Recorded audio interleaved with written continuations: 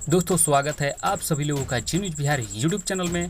आज हम जानेंगे दोस्तों क्या चीन भारत के साथ अक्टूबर महीने में युद्ध करने वाला है। तो आज हम इसका पूरा डिटेल जानने का कोशिश करेंगे। दोस्तों आप वीडियो को पूरा देखें और हाँ, अगर आप मेरे चैनल पर नए हैं तो प्लीज़ मेरे चैनल को एक लाइक, सब्सक्राइब और शेयर ज़रूर करें।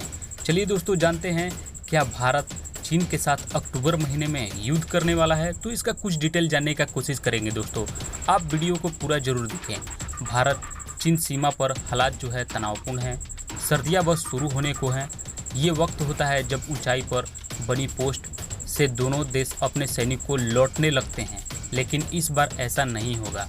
यदि चीन कोई भी हरकत करता है तो हो सकता है दोनों देश जंग के मुहाने पर आकर खड़े हों। लेकिन अगर सर्दियों में युद्ध होगा तो ये इस धरती के सबसे ऊंचे युद्ध क्षेत्र के लिए कितना चुनौतीपूर्ण होगा।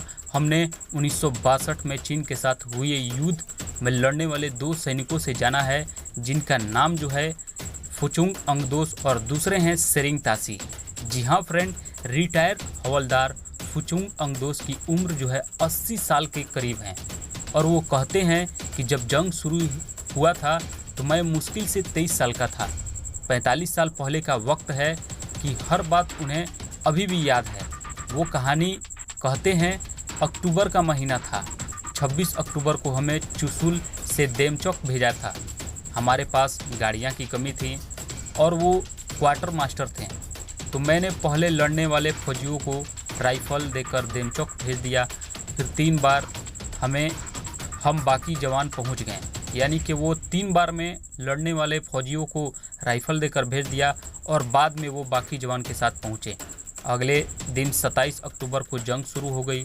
हमें अचानक वायरलेस पर मैसेज आया था कि जंग शुरू हो गई। जब हम देमचौक पहुंचे तो चीन ने रास्ता ब्लॉक कर दिया था। हम पोस्ट पर पहुंचे और पूरे दिन लड़ते रहे, लेकिन फिर हम लोग वहां फंस गए और हमारे कर्नल ने आर्मी हेडक्वार्टर को फ़ोन किया कि हमें बचाने के लिए एयर अटैक करना चाहिए, लेकिन आर्मी हेडक्वार्टर ने मना कर दिया और वो बोले अपनी जान बचाकर निकल जाओ। एक दिन और एक पूरी रात हम लड़ते रहे। हमारे पास खाने पीने को कुछ बादाम और अखरोट और काजू थे जो दिन में ही ख़त्म हो गए थे। अगले दिन रात को 12 बजे सीज फायर लग गया। इस युद्ध में मेजर शैतान सिंह शहीद हो गए, उनके साथी जवान भी मारे गए। अपने जवानों के साथ जब सीज फायर के बाद हम उस जगह पहुँचे जहाँ मेजर शैतान सिंह शहीद हुए थे, तो वहाँ उन्हें 1-2 डेड बॉडी मिली। वो 100 हथियार के साथ जम चुके थे, यानी कि वो जो डेड बॉडी था हथियार के साथ जम चुका था। हम हथियार को खींचते तो शरीर के टुकड़े भी साथ निकल आ रहे थे, यानी कि वो बोल रहे हैं कि अगर वो हथियार खींच रहे थे तो हथियार के साथ बॉडी पार्ट्स भी खींचे चले आ रहे थे। चुशुल के जिस इलाके में हमारे यूनिट ने लड़ाई लड़ी, वहाँ पूरी सर्दियों में 2 से 3 फुट बर्फ़ जमी रहती है। अक्टूबर के आखिरी तक तो इतनी सर्दी हो जाती है कि जब जम जाता है तो उस तापमान में हमारे जवान के लिए काफ़ी मुश्किलें होती हैं। उनके हाथ जम जाते हैं और चलना भी मुश्किल होता है। तब और अब के वक्त को याद कर फुचुंग जो है मुस्कुराते हैं और कहते हैं तब हमारे सैनिक के पास लड़ने के लिए सिर्फ LMG राइफ़ल, LMG और मोटार था। इसके अलावा कोई बड़ा हथियार नहीं था। और वो कहते हैं अब तो न जाने कितने बड़े बड़े हथियार हैं हमारे पास, इसलिए इस बार युद्ध हुआ तो हम जीतेंगे। फुचुंग के मुताबिक चीन पर भरोसा नहीं करना चाहिए। जी हाँ फ्रेंड, ये 1962 के युद्ध को देखकर हम लोग अभी भी कहते हैं कि चीन पर भरोसा नहीं करना चाहिए। वो यही कहते हैं। सुनने में आया है कि फ़िलहाल वहाँ शांति है, लेकिन चीन जो है अक्टूबर महीने में ही कुछ कर सकता है। सभी लोग यही बोल रहे हैं कि चीन अक्टूबर महीने में ही कुछ कर सकता है। ये बहुत बड़ी बात है फ्रेंड। इस सवाल पर अक्टूबर के महीने में ही क्यों, तो वो कहते हैं क्योंकि वो सर्दी का मौसम है और तब हमारे इंडियन लोगों को दिक्कतें होती है और चीन इसका फ़ायदा उठाता है। रिटायर हवलदार सेरिंग तासी, उनका उम्र तकरीबन 82 साल है। चीन के साथ जब जंग हुआ था तो वो 2 साल पहले ही सेना में शामिल हुए थे। जंग की आप बीती सुनाते हुए वो बोलते हैं कि बात डिबियो दौलत बेग ओल्डी इलाके की है। मैं छुट्टी पर जाने के लिए आया था।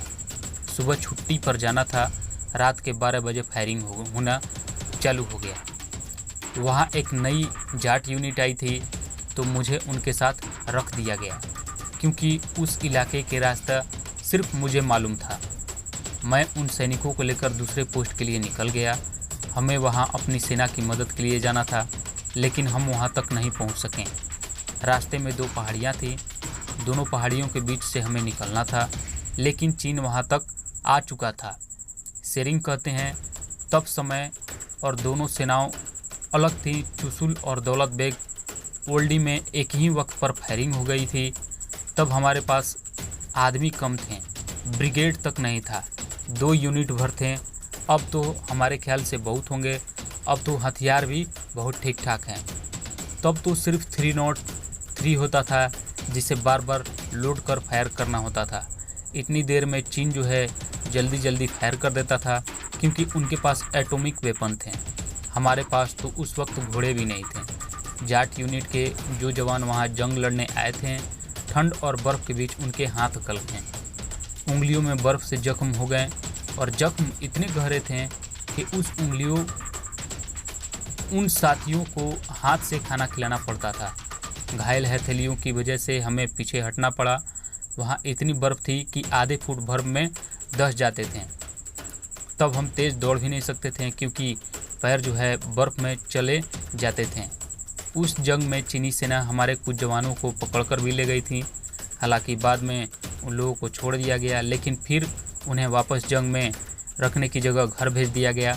शेरिंग ताशी कहते हैं कि उन्हें जंग के बाद फिल्मों से पता चला कि चीन के सैनिक हिंदी चीनी भाई भाई बोलते हैं, जबकि वहाँ कभी ये बात सुनने को नहीं मिला। तो फ्रेंड, यही कुछ डिटेल था, और लग भी रहा है कि चीन जो है भारत के साथ अक्टूबर महीने में युद्ध करने वाला है। तो दोस्तों, और भी अपडेट पाने के लिए हमारे चैनल को सब्सक्राइब, लाइक और शेयर ज़रूर करें। मिलते हैं दोस्तों अगले वीडियो में। जय हिंद, जय भारत।